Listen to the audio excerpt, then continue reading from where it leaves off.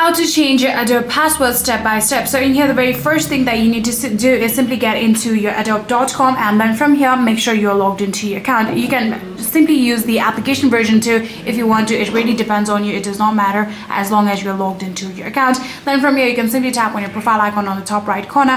Here you can actually get the option of manage account, right? So simply tap on that option, manage account, and then from there you'll actually be able to see security, account and security. From here what you're going to do is keep on scrolling.